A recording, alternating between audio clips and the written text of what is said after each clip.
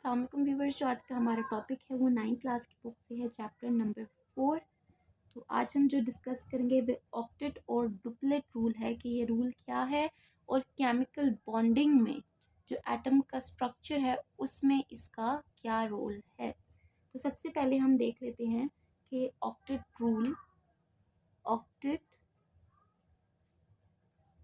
Rule इसकी definition क्या है। The tendency of atom the tendency of atom to acquire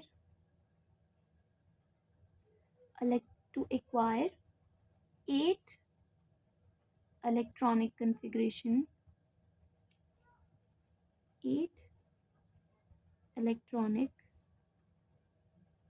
configuration in their valence shell when bonding is called octet rule। इस rule के मुताबिक अगर कोई एटम अनस्टेबल है तो वो स्टेबिलिटी हासिल करने के लिए क्या करेगा, किसी दूसरे एटम के साथ बॉन्ड बनाएगा।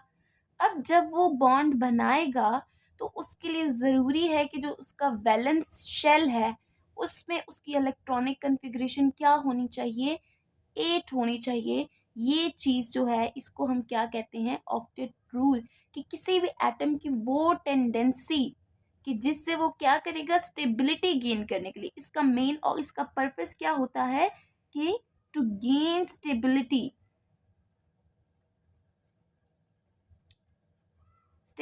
गेन करने के लिए कोई एटम रिएक्ट करेगा और जब वो किसी दूसरे एटम के साथ रिएक्ट करेगा तो उसका जो वैलेंस शेल की इलेक्ट्रॉनिक कन्फिग्रेशन है वो 8 होनी चाहिए। अगर हम एग्जाम्पल देखें तो जो लिथियम है लिथियम की जो होती है एटॉमिक नंबर होता है वो होता है 3। लिथियम को हम डुप्लेट में ले लेंगे। हम ले लेते हैं नियॉन की, देख लेते हैं। नियॉन बेसिकली क्या है, एक नोबल गैस है। इसकी अगर हम इलेक्ट्रॉनिक कन्फिग्रेशन देखें तो होती है 1s2 2s2 2p6। ये इसका बैलेंस शेल है। इसके अगर इलेक्ट्रॉन्स देखे जाए तो 6 7 8। कितने इलेक्ट्रॉन्स हैं, 8 इलेक्ट्रॉन्स हैं। इसी तरह अगर हम आर्गॉन को देखें Ar, उसकी इलेक्ट्रॉनिक कन्फिग्रेशन होती है 1s2 2s2 2p6 3s2 and 3p6। इसके आप वैलेंस शेल में देखिए कितने इलेक्ट्रॉन्स हैं, 6 7 8 इलेक्ट्रॉन्स हैं। तो जो नोबल गैसेस होती हैं बेसिकली उनके वैलेंस शेल में ऑलरेडी उनके पास क्या होते हैं, 8 इलेक्ट्रॉन्स होते हैं। और अगर किसी भी एटम के पास वैलेंस शेल में 8 इलेक्ट्रॉन्स हैं तो वो स्टेबल होता है, वो केमिकली इनर्ट होता है। क्या होता है, केमिकली इनर्ट। इसका मतलब है कि वो किसी के साथ बॉन्डिंग नहीं बनाता क्योंकि वो ऑलरेडी इतना स्टेबल है, उसको किसी के साथ रिएक्ट करने की ज़रूरत ही नहीं है। हमेशा ये चीज़ याद रखें कि कोई भी एटम तब रिएक्ट करेगा जब वो अनस्टेबल होगा या उसकी वैलेंस शेल की इलेक्ट्रॉनिक कन्फिग्रेशन क्या होगी, 8 नहीं होगी। तो 8 इलेक्ट्रॉनिक कन्फिग्रेशन गेन करने के लिए वो क्या करेगा, रिएक्ट करेगा, बॉन्ड बनाएगा किसी भी दूसरे एटम के साथ, जिसकी वजह से वो क्या हो जाएगा, स्टेबल हो जाएगा। तो ये बेसिकली हमारे पास ऑक्टेट रूल है। अच्छा, ये तो हमारे पास ना नोबल गैसेस हैं, इनके इलेक्ट्रॉनिक कन्फिग्रेशन में क्या होती है, 8 इलेक्ट्रॉन्स होते हैं जो इनको इनर्ट करते हैं। लेकिन वो एटम्स जिनकी इलेक्ट्रॉनिक कन्फिग्रेशन 8 नहीं होती वो क्या करते हैं, वो रिएक्ट करते हैं। अब वो डिफरेंट वेज हैं जिसकी वजह से वो क्या करेंगे, अपनी इलेक्ट्रॉनिक कन्फिग्रेशन को 8 बनाएंगे।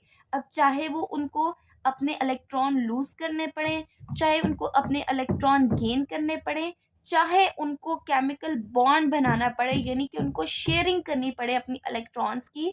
वो क्या करते हैं, मैं इधर लिख भी देती हूँ कि या तो एटम क्या करेगा, लूज करेगा इलेक्ट्रॉन्स को।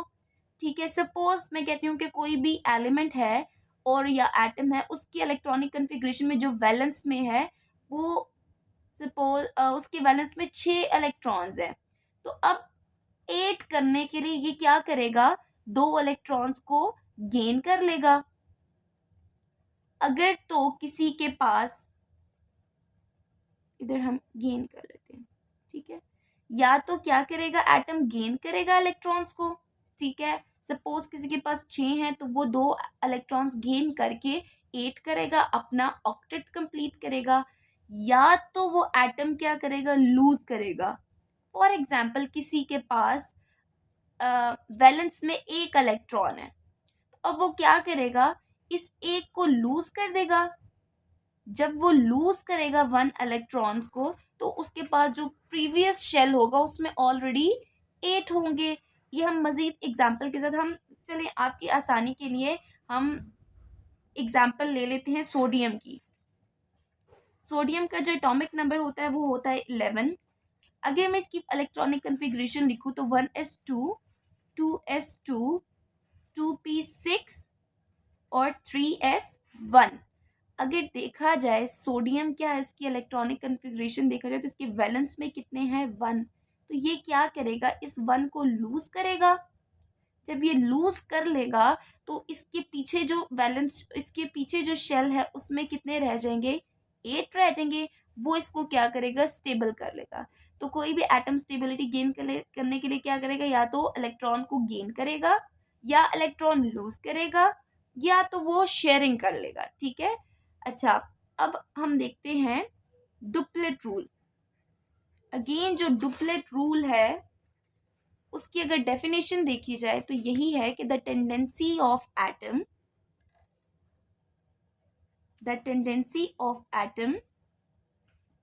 To acquire to electronic configuration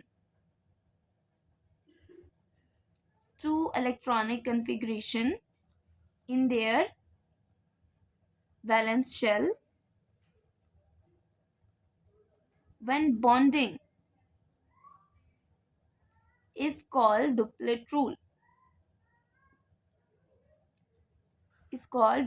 अब कुछ हमारे पास एलिमेंट्स ऐसे हैं जिनका एटॉमिक नंबर बहुत ज़्यादा नहीं है, जैसे कि हमारे पास हाइड्रोजन हो गया, जैसे कि हमारे पास लिथियम हो गया।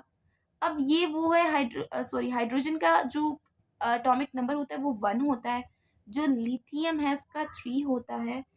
तो हाइड्रोजन क्या करता है, 1 इलेक्ट्रॉन मजीद गेन करता है और अपना क्या करेगा, डुप्लेट कंप्लीट कर लेगा, मतलब उसके वैलेंस में 2 हो जाएंगे। लिथियम के जो वैलेंस शेल है उसके इलेक्ट्रॉनिक कन्फिग्रेशन देखें तो 1s2, 2s1 है। तो ये क्या करेगा, अपना 1 इलेक्ट्रॉन लूज करेगा और अपना क्या कर लेगा, डुप्लेट कंप्लीट कर लेगा। ठीक है, तो जब ये बॉन्ड बनाते हैं तो ये क्या करते हैं, या तो गेन करते हैं या लूज करते हैं, लेकिन अपना डुप्लेट कंप्लीट करते हैं। क्यों, क्योंकि स्टेबिलिटी इनको चाहिए होती है टू गेट मोर स्टेबल, इसीलिए ये क्या करते हैं, बॉन्ड बनाते हैं। तो बेसिकली ये it's about octet and duplet rule के कोई भी एटम स्टेबिलिटी गेन करने के लिए, अगर एक ओवरऑल समरी लिखे, स्टेबिलिटी गेन करने के लिए, स्टेबिलिटी गेन का मतलब है या तो अपना ऑक्टेट कंप्लीट करने के लिए या अपना डुप्लेट कंप्लीट करने के लिए क्या करेंगे, या तो गेन करेंगे इलेक्ट्रॉन्स को, या लॉस करेंगे इलेक्ट्रॉन्स को, या शेयर करेंगे। ये सब चीज़ें हम आगे मज़ीद डिस्कस करेंगे कि जब कोई एटम इलेक्ट्रॉन गेन करता है तो क्या होता है, लूज़ करता है तब क्या होता है, शेयर करता है तब क्या होता है। ये स्पेशल टाइप के बॉन्ड बनते हैं, वो बॉन्ड्स हम मज़ीद नेक्स्ट लेक्चर में डिस्कस करेंगे। और ये सब किस लिए होता है, ताकि वो ज़्यादा स्टेबल हो जाएं, स्टेबिलिटी गेन कर लें। ये basically it's all about octet and duplet rule. इंशाल्लाह see you soon in next video.